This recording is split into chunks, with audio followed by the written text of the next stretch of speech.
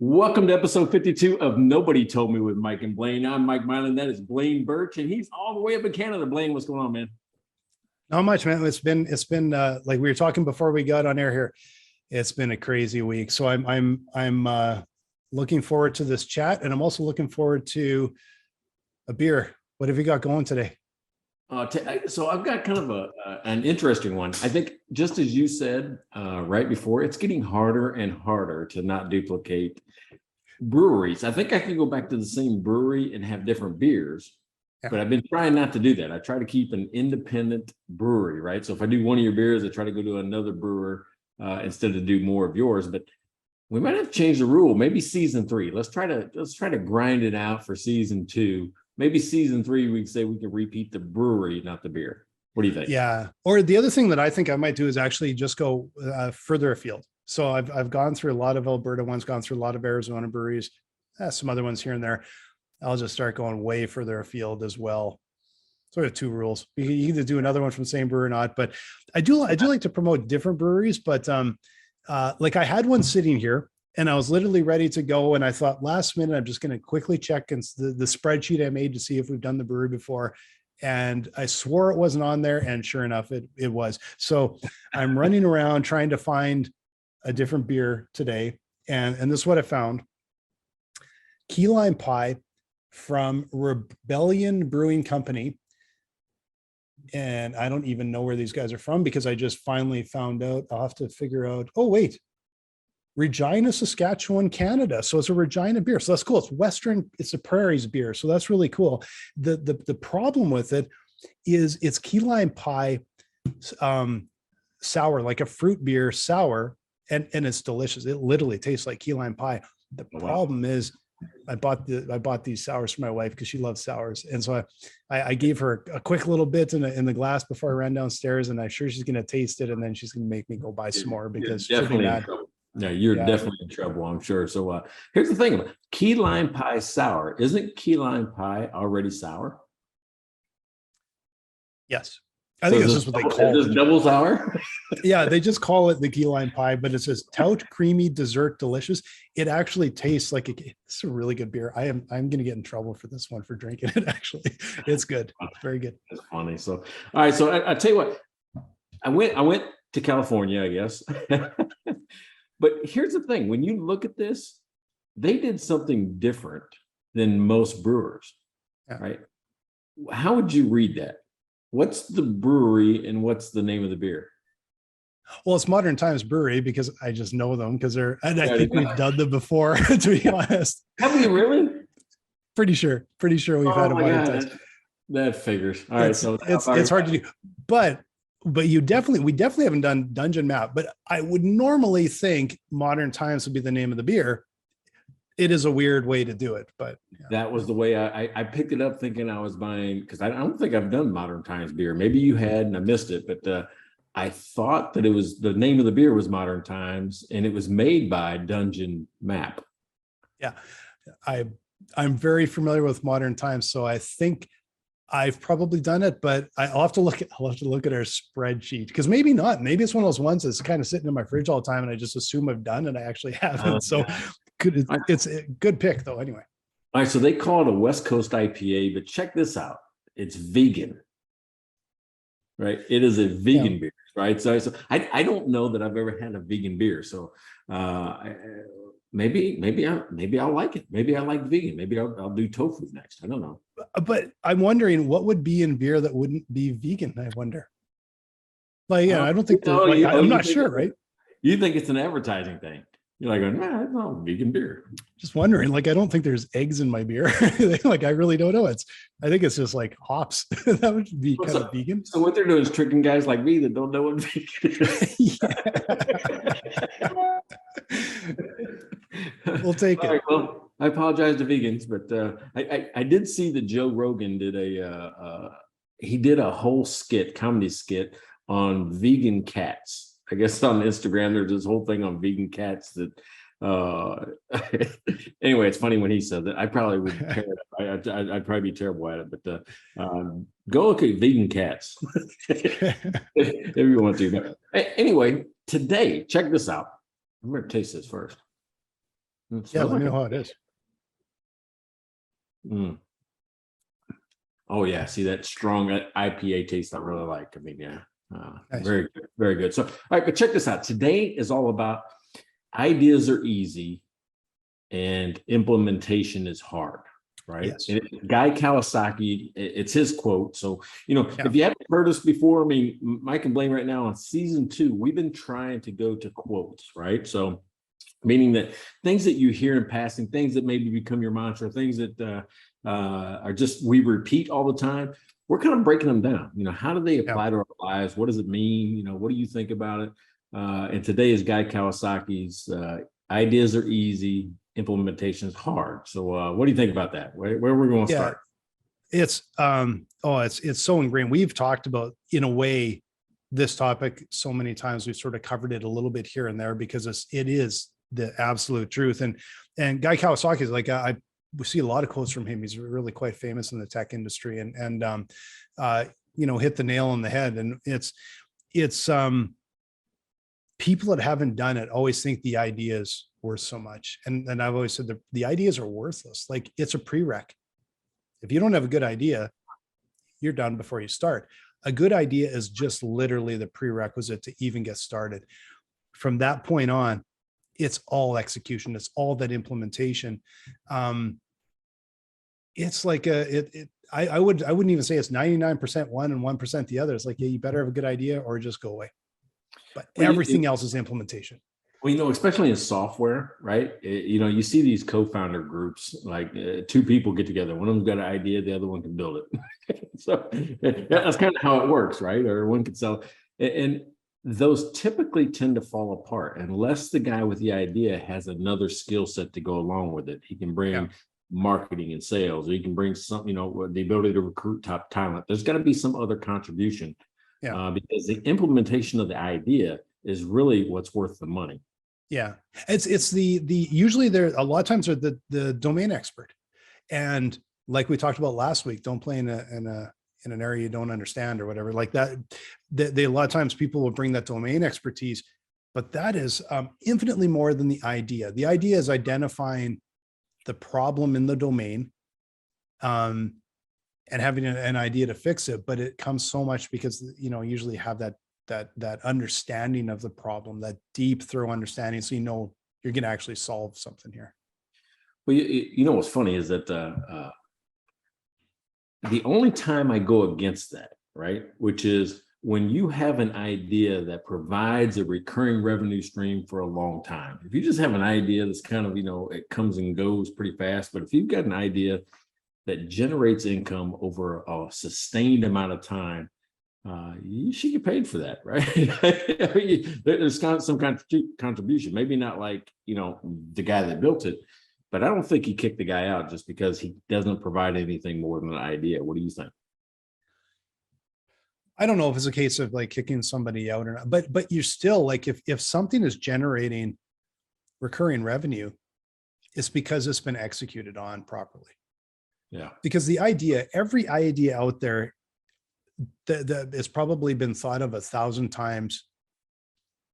It's like, oh, what is such a novel idea? Google was such a novel idea. YouTube was such a novel. Google wasn't. There's other search engines, but like things. Well, it's been done probably 100 times, and 1,000 people came up with that idea. 10,000 people came up with that idea. They're the ones that actually executed on it. That's why they're seen as the innovators and the first to market and everything else.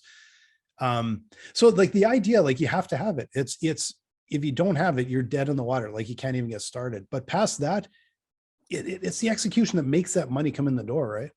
All right. So what about you mentioned some of the big companies. Let's just look at Facebook, right? How, Zuckerberg did it. He pretty much had the original idea. He made it come to life. But then you've got the Winkleman twins? What's Winklevoss twins. Yeah. Winklevoss twins. Yeah, those guys. They were instrumental in the very beginning, right? Yeah. And he pretty much tried to cut them out. And I guess they ended up getting paid at some point in time. But I don't know. I could see where Mark's coming from, right? I could see where he's coming from off of, hey, listen, I'm doing all the work here. I'm doing all the work. I'm putting this thing together. You guys threw in some money. Did they also have some other input into it? Or did they go out and get some of the initial users? What was their input? Do you remember? Oh man, I don't remember. I think they really had the idea and brought Zuckerberg in to build it, if I remember right. Don't quote me on Oh that because yeah, I'm not totally might sure. have been. Yeah, might have been.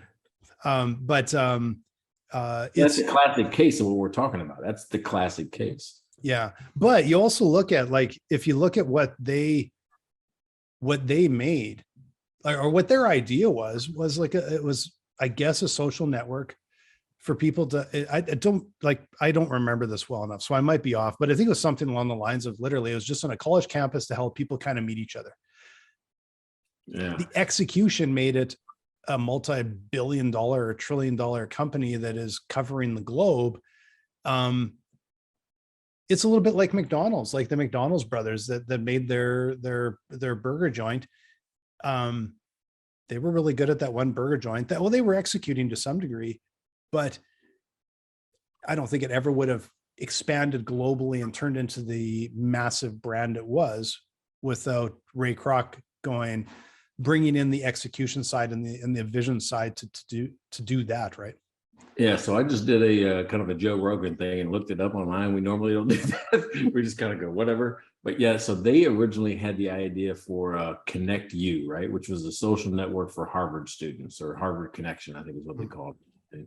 And then, of course, it eventually morphed into, the Zuckerberg thing after. Yeah. Correct. Yeah. So that's the question, because, a lot of this innovation starts in one place. Zuckerberg, I guess, copied the idea and made the other part. Yeah. Right. But these ideas, like, they morph so much. Like, when you look at that could easily have just never been anything outside of a very small social network for a single college and just fizzled out, which really, frankly, it did, because Facebook sort of took it over. Not saying what, Zuckerberg was right. He can't took it, but that execution, like, for how many social networks do you think over the last 20 years have fizzled out? Right. Like, there's about a half a dozen that are really big. There's probably 10,000 that fizzled out. Think about how hard it is to do that now, right? I mean, Parler, True Social, any of the other ones that I don't know anything about. It seems like, it's just a spinoff of the original idea, but it just doesn't get the traction. There's nothing novel about it. And for Instagram, photo sharing, there's a lot of photo sharing. Even at that point, those guys somehow, that, like, Flickr was a lot, but they didn't quite have they had kind of the idea, but Instagram executed a little different. Google wasn't the first search engine, but what was there at the time? I think there was Alta Vista, Yahoo. There was probably some other ones. Somehow they executed better. It wasn't even like the best idea. Apple does it all the time. They never come up with the idea the first time. They're always like, yeah, I see what those guys are doing. They're doing a crappy job of it, and they go and execute on something that they'll completely revitalize an industry because they execute so well on something. Well, what's funny about that is that that's actually a business strategy, meaning you either have first mover advantage, or you've got that second person advantage where you can shortcut a lot of the mistakes. You can go, oh, I see what they're doing, and you can actually accelerate the timeline to build. And it's interesting because is it first mover advantage or is it first mover disadvantage? Because the first mover is a bit of advantage, but man, you have to slog through everything. You have to fight and you have to try and survive. And so often you're too early, and someone will come along and learn from that. And the industry or the market will just start to accept you, but you're just about half dead on the curb. And then someone else swoops in and goes, got it. What too early is twofold, right? Either too early, meaning you're not ready. You put a half-baked idea out there, something that really wasn't fully formed, and tried to give it to the market, and the market didn't respond because it wasn't ready. Yeah. Or the other part is the market's really not ready for you. It's a great product, like TiVo. TiVo, I mean, people didn't buy it. It's never been a commercial success, but they had first mover advantage. They were the first people to tell us about, hey, we're going to know your TV habits. You can pause live TV. You can skip commercials. You can do all this stuff. And the market went, wait a second, you're in my living room. I don't want you to know all that stuff. I want you to know what I'm watching. And And it's kind of changed where it becomes almost expected today, right? And you think of other type of first movers. I like the one that I don't know why it popped into my brain, but bagel shops. There was a point where someone brought out a bagel shop, and suddenly there's cars lined up around the block to get a bagel. And then bagel shops, boom, boom, boom, boom, almost every corner. And then the grocery stores went, let's put bagels in our store. And it wasn't gone. And so, it's kind of like, okay, what I don't even know if you can execute out of that, but the grocery stores executed probably the best. Is what we can sell bagels here too. And suddenly it like flattened that entire sort of industry in a way. It's bizarre. You know what works up in like Washington and like the Seattle area and all that probably would not work anywhere else. Have you seen these bikini baristas, right? Like you talk about coffee shops. It's just a coffee shop, and they pop up everywhere. It's like a shed with just a couple people in it. But these girls started wearing just bikinis. And that's what they would wear, just bikinis. So guys, lines around just so a guy can get a coffee. I don't think that works anywhere else. And I've never even seen or heard of that. Yeah, that's what I'm saying. It's like a niche thing, in like the Seattle, Tacoma, Olympia area. That just seems like a weird place for it to happen. It feels like that would be like something in like Southern California to me or something. Seattle seems like it'd be rainy and chilly, but like it seems weird to me. And it's weird that in today's day and age, if that would survive, because it feels like that would be something that would be think that as I left Seattle, I think there was starting to be a lot of pushback, people suing or people trying to get those closed down with, city council rules, those type of things. And I thought some of the cities, or the little suburbs were actually successful at not having that type of service in their city. So, yeah. I've never heard of that, but it's, and like, is that again, idea or execution? Because it's something that like, that's an idea that it's like, yeah, but it's so like, I guess that's where is an idea have a lot of value when it's like the bagel shop sort of thing. Anyone can kind of do that. Coffee shops are a great example. Like Starbucks sort of made these, I don't know, or made it more acceptable to have these sort of independent coffee shops. And the independent coffee shops came along, and like, of course, I'll always look for one of those every city we go to, because by and large, we get to a really good independent coffee shop. Their coffee is going to be 10 times better. Mm-hmm. And their food is like fresh baked, and it's a really cool, interesting place. And that's all execution. Yeah. Someone coming up with the idea for, I'm just going to sell mostly coffee and charge a lot for it. Seems like a weird way to do it, right? Well, coffee is a really interesting example, because all growing up, to me, it was Maxwell House or Folgers or, Sanka, the instant coffee, those type of things. That's what you had. And coffee was pretty much coffee. And the idea of good coffee was McDonald's. You remember that? Or Dunkin' Donuts. Yeah. That was the idea of a good coffee. What Starbucks did was create an art form out of it. And really what they did is they capitalized on, the wine culture and said, well, if people can differentiate wines by taste and smell and flavor, characteristics, why can't we do the same thing with coffee? Yeah. And that's really what's happened is you still got guys like me that'll drink regular old coffee at home. And believe it or not, I don't even do that anymore. I'm grinding beans. What kind of the coffee's not? I didn't know I was. I didn't know I was. When I was a trooper, whatever was hot, that's what we got. And you know what's funny is it took me till I was in the Army to have my first coffee. And the only reason I had it is that we were at some winter camp, and I'll say Minnesota, or it might have been North Dakota or something like that. It was so damn cold outside that the only way because we didn't have hot chocolate and stuff like that, but they did have coffee for all the old timers. So I'm like going, if I want anything hot in my stomach, I'm gonna have to learn how to drink coffee. Yeah. Well, guess how an 18, 19-year-old drinking his first coffee drinks it? With lots of sugar. 10 sugars and 10 creams. And then I got to be a trooper, started drinking coffee with nothing in it. Right. Nothing. And mainly because it was about the time that it took to make it. I'd go into a gas station. I'm like, I don't want to be sitting here stirring sugar and stuff in my coffee when anything could happen around me. So I'm like, well, I'll just pour it and that'll be it. And so it was like forced execution of drinking coffee black that happened. Yeah. I think I started probably, it was probably high school or maybe first year university. And I'm probably sure I waited too long to study for an exam and had to stay up all night, and had heard this coffee thing might help with that. And now I'm like you, I have a Techniform, like fancy coffee maker and a fancy, grinder, What's burr the brand? grinder. What's that? What's the brand? Techniform. It's a fancy coffee machine. I'm sure somebody on this call that listens to Mike and Blaine knows what that is. I don't know what it is. I have I think I have a DeLonghi. Is that one?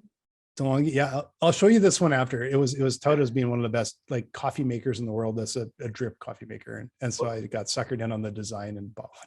Well, Courtney's sister tried to get us to buy one that was like $1,000 or $2,000 somewhere in there. I'm like, yeah, no, we're not doing that. That's it. Better make the coffee like that's an espresso machine that comes with a barista. And then I love independent. Again, it's like an idea to have a coffee roaster. It's all about execution. But like we have we always go try different coffee roasters, and we'll grab a little bag of beans. But we found one in town that we absolutely love, and Laker Coffee. I'm going to promote them because I think their coffee is great. And we oftentimes I'll order like 2 giant, I don't know, it'll be like 5-pound bags of coffee or something. He delivers it right to the door, and they're just fantastic coffee.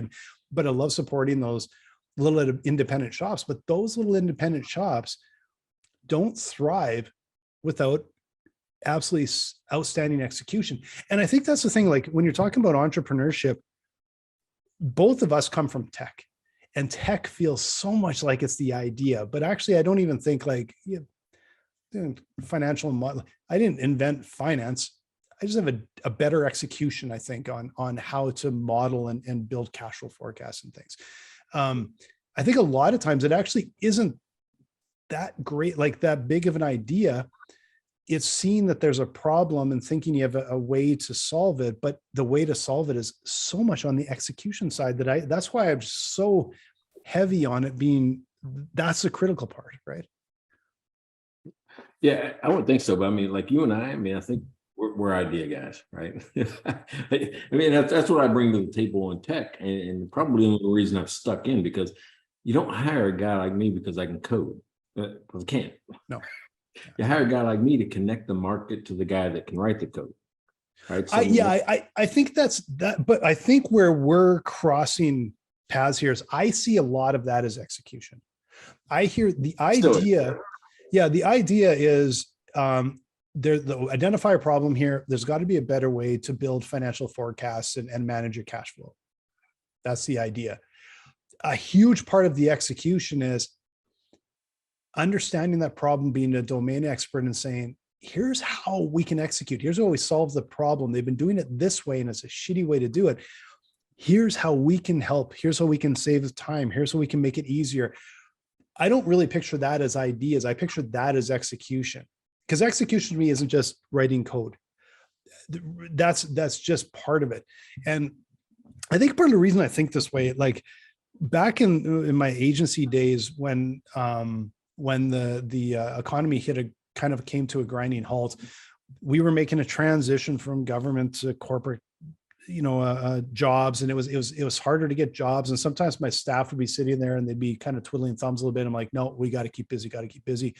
And what we did is we said, okay, well, let's start building some iPhone apps. The iPhone had just barely come out, especially in Canada, and we started building some apps, and we had a little bit of success here and there with some apps, but because of that little bit of success, we started getting phone calls. And I will tell you how many you just about want to take the phone number off the website and the email address, because you would get these, I've got an idea for an app. And if you split it with me 50-50, I'll give you the idea and you build it. Yeah.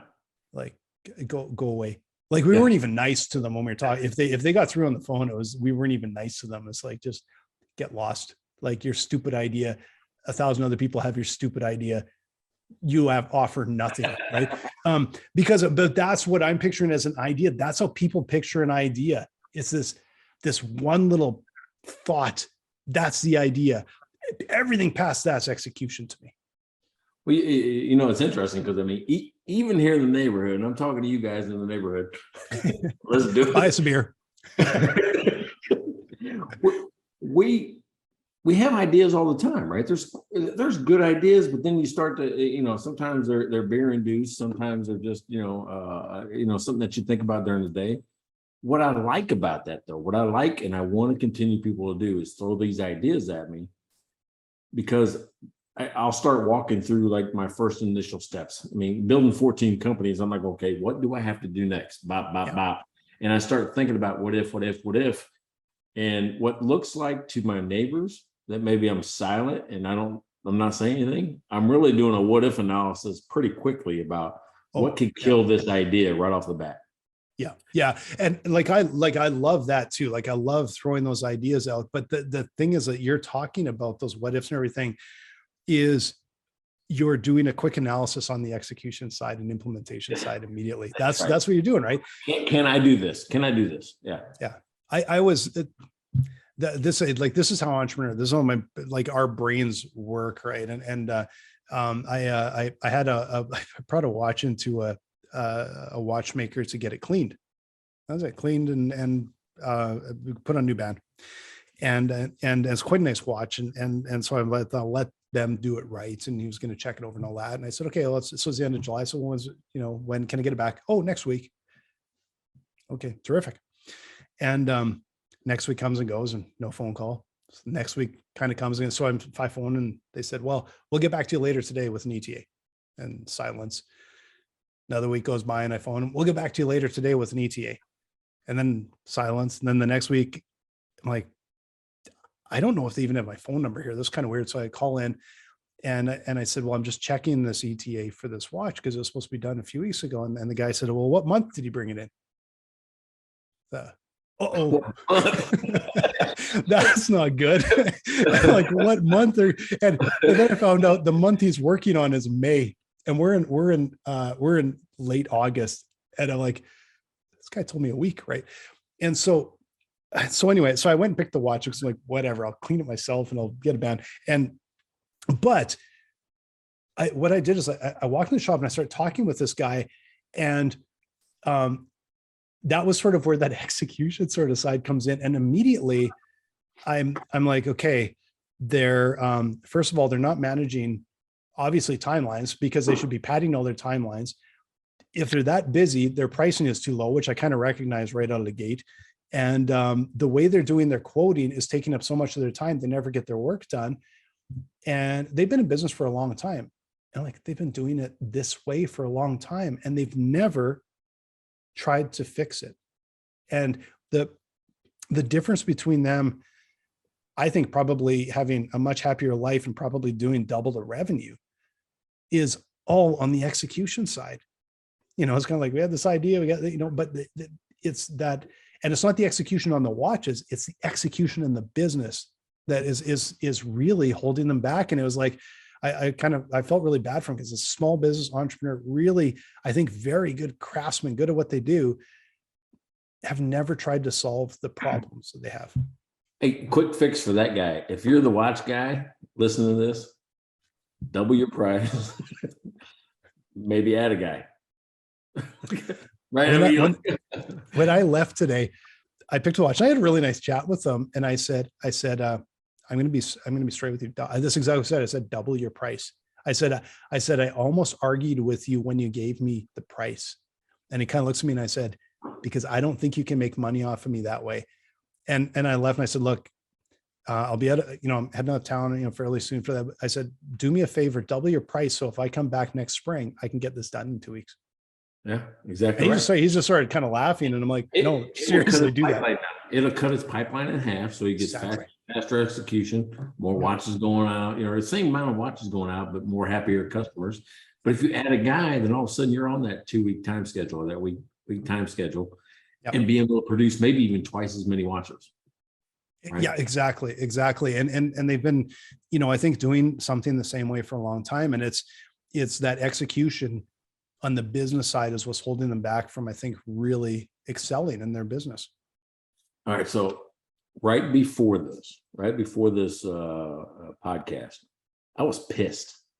Absolutely. I mean, I'm glad that I had some buffer time and a couple modern times. I was also thinking, were you mad or just drinking? No, I was pissed because I'm doing business right now, and I'm not going to call them out today, but I will in the future. I'm going to tell you this: I'm going to call you out if you don't get this shit right. That's pretty bad, right?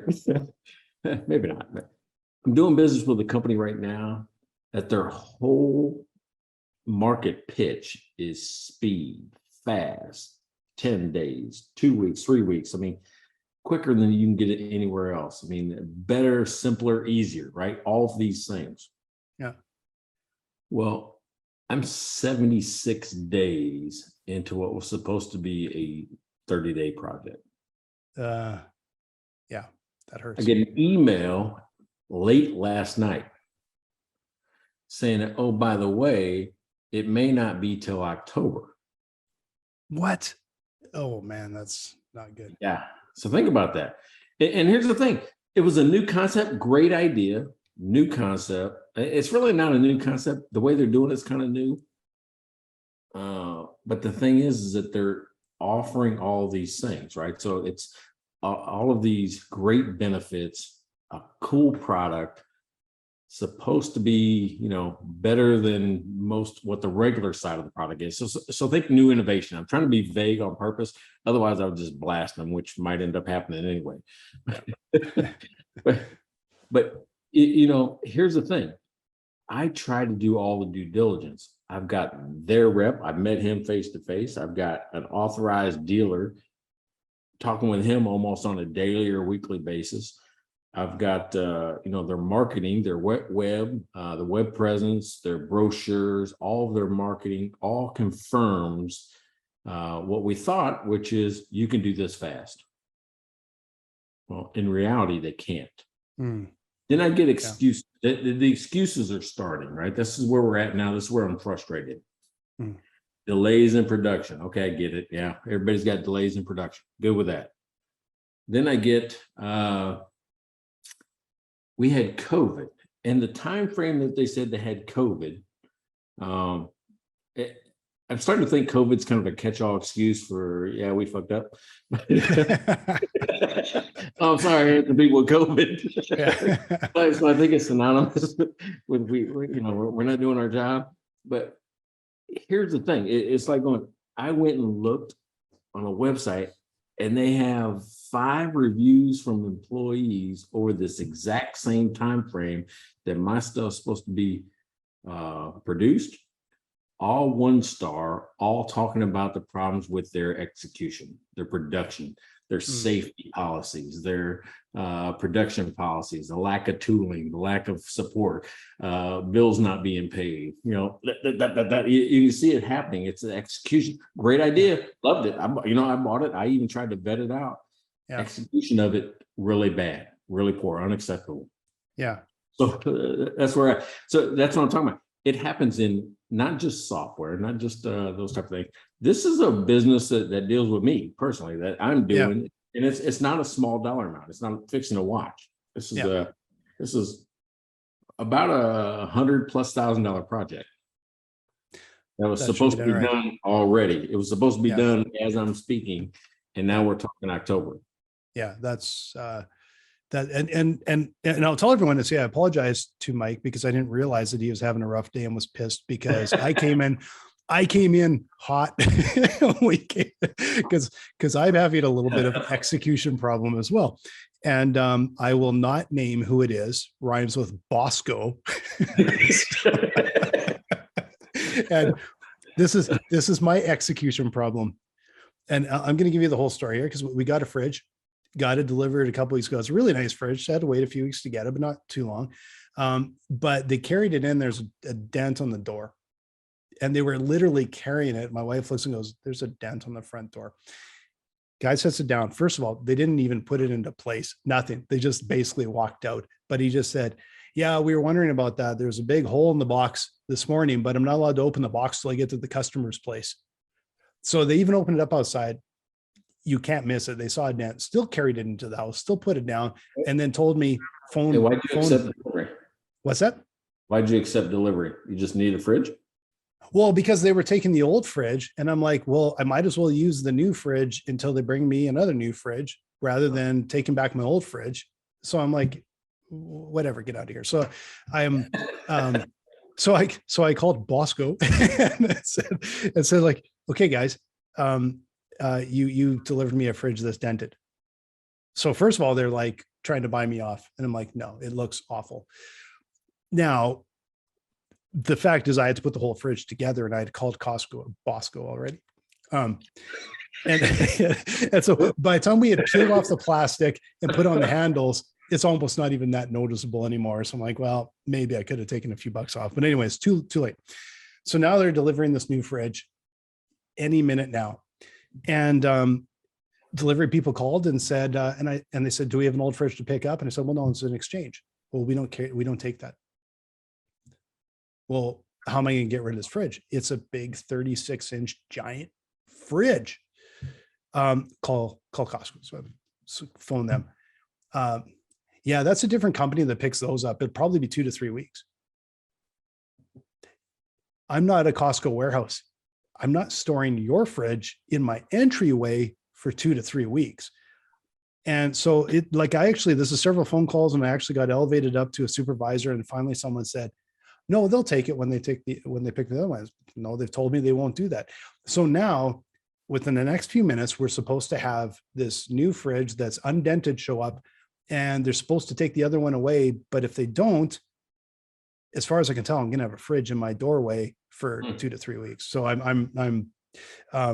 that is very poor customer service and poor execution. This is more me just complaining because I'm annoyed. Actually, hey, that's what I'm trying to do. I'm trying to get on my. And I'll tell you what. Here's what made things worse. The rep that we were dealing with for the last 3 months, left the company this week. Right? You want to talk about starting over? The new person that they assigned to jump in, we get the first contact from her last night, and she compares herself to Ford, right? Would you do this? And you got to realize, I don't even have a visual proof that this thing's being built. I know I've got $33,000 that I gave them. I just want a picture. Show me what you're building. Show me that you're building this thing, that it's actually in production, like you said, that it's in finishing stages. Yeah. They won't even provide a picture. Well, would Ford send you a picture of their production line? I wouldn't have to. They're pretty honest about what they do. Yeah.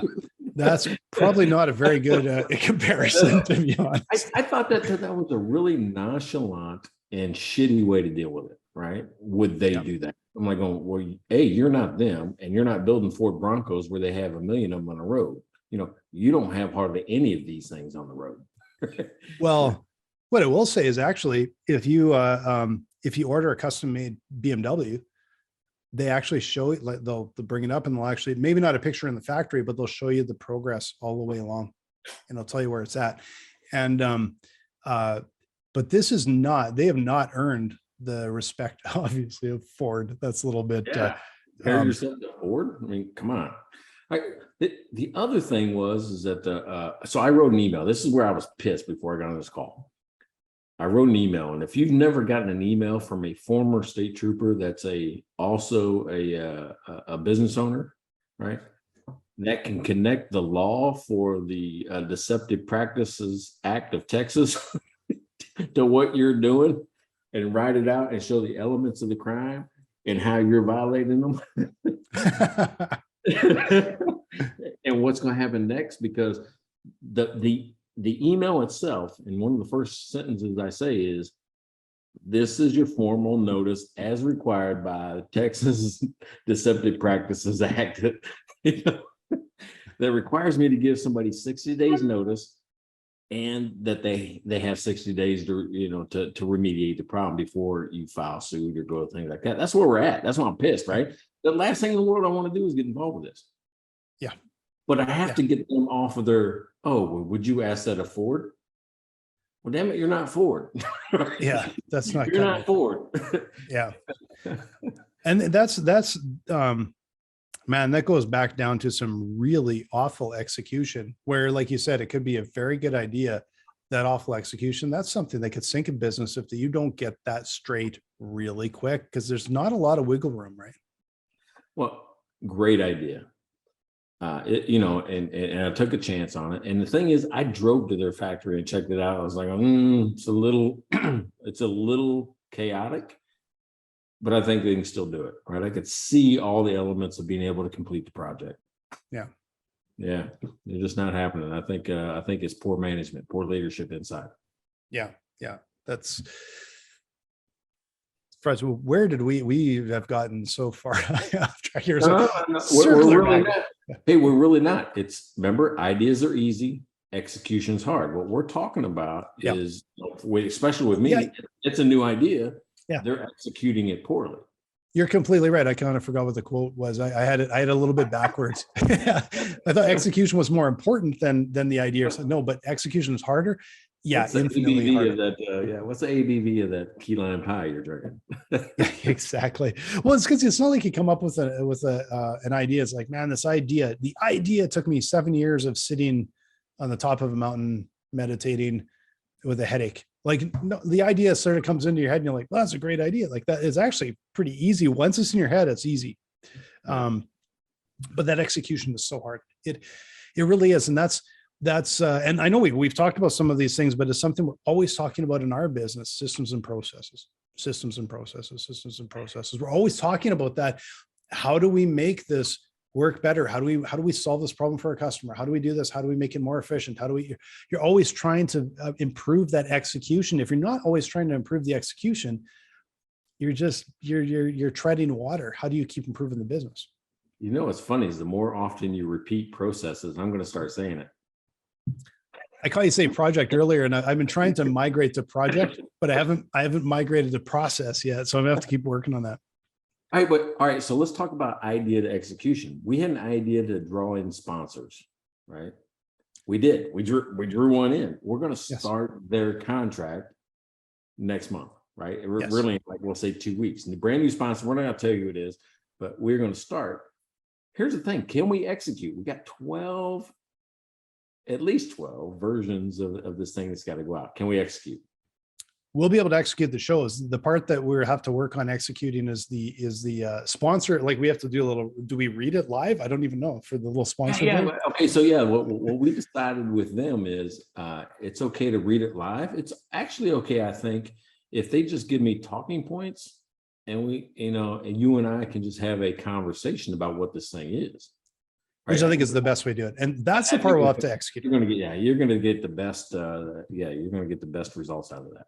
Yeah, and it's true. Like, we came up with an idea for a show, whether we're executing or not. We're at episode 52, so it's got to be something, right? Think about that though. It's episode 52. We've kind of stayed true to low. It's low editing. It's idea, no preparation, go. Yeah. Right. I mean, most of our work is in what? Writing the episode summary. Yeah, it's like uploading beer logos. Upload beer logos. Yeah. So is that really highly efficient, great execution, or is it just like we just don't really execute? It's one or the other. Well, here's the thing. I don't think that we're blowing it out of the water, right? Which is, where some podcasts catch on fast, but we're not doing any of the things that are common practice. We're not like going, let's have a new guest on, because all the common practices are, if you have a guest on, they'll share it with their network. That's how you grow your audience. We're like going, yeah, we don't like guests. I'm just kidding. No, but it's the other side of it is like the execution on that side is it's a lot more taxing, right? Because lining up guests is tough. It takes a lot of time, and the execution of the guest is always risky because you don't know if they're going to be a good guest or not, right? Yeah, but it causes us to prepare more. It causes this becomes a job rather than just something fun that we do. And see, even like that. Normally, I would have the do not disturb on. I don't.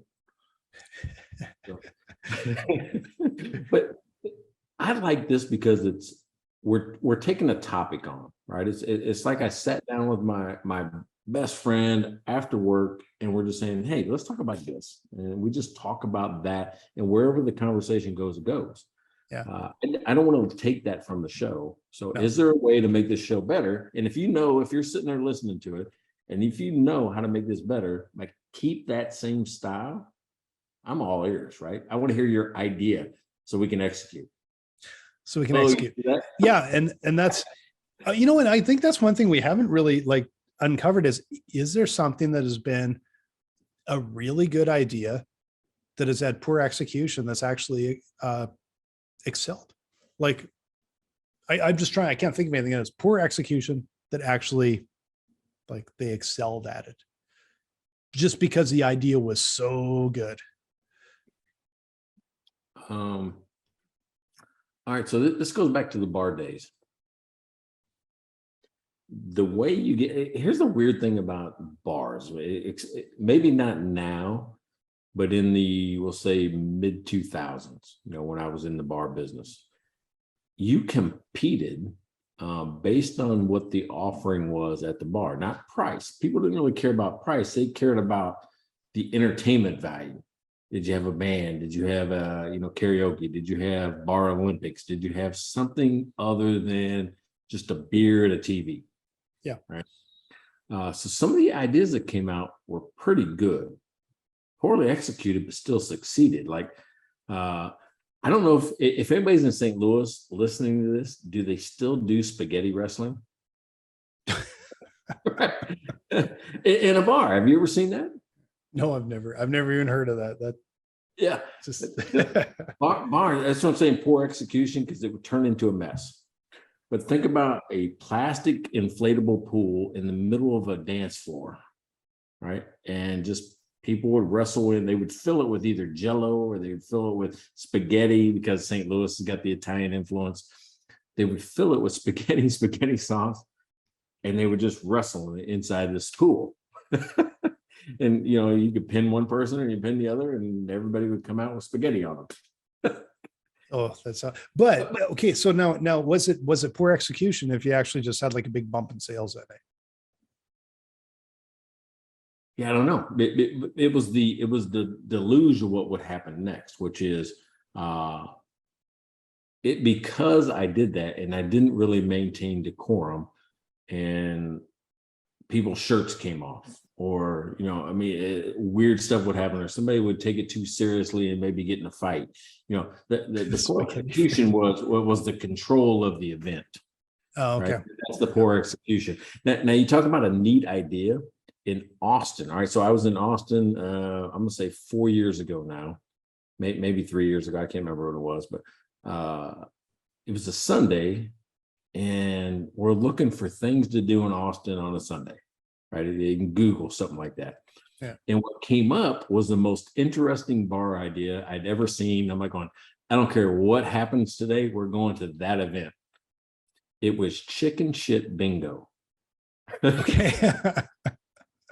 Yeah. When you read that, like going, hey, come to this bar. I can't even remember the name of the bar. And I apologize. If I knew the name of your bar, I would tell people, because they got to go see this thing. Yeah. Chicken shit bingo. Right? You go in and you buy a number on this bingo board, right? Or, you buy a number or two numbers, 5 numbers, or however many you want. And like every half hour, they play this game, right, on Sunday afternoons. And what that is they have this cage above the board, the bingo board. And they have all these chickens off to the side. This is the outside, back of a bar. All these chickens, and they pick a chicken and they put them in the board, and they sprinkle all this food around. What I didn't know about chickens is that they start to shit almost immediately after they eat. It's like in and out. I'm talking about within minutes. So these games don't last very long. But you remember, you have a number, like 15 is your number. This chicken's going around pecking at all the feed that's on this board, and wherever the dropping lands is the winner of all the money. But here's the thing, it's well controlled. It's the simplest of ideas, but it's well oiled, well controlled. People put in their money, you go watch it, and they split it with the winner, and boom, it's done. Yeah. Shit bingo, right? Great idea. Because again, if you've never seen it, you'll want to go see it now. And then it's a great, it's well executed. Yeah. And it's like you said, it's the execution that does it. Because if the first time they did it and the chickens got away and were flying away, and you'd be like, oh man, yeah, that's attacking the people drinking beer. It probably wouldn't work too well. Is that the craziest thing you ever heard? I bet you didn't think you would hear that today. I did not think I would hear that today at all. It sounds vaguely familiar. I think it was probably, maybe I saw it on YouTube or something one time, because it sounds kind of familiar and very clever. Like, I wonder who came up.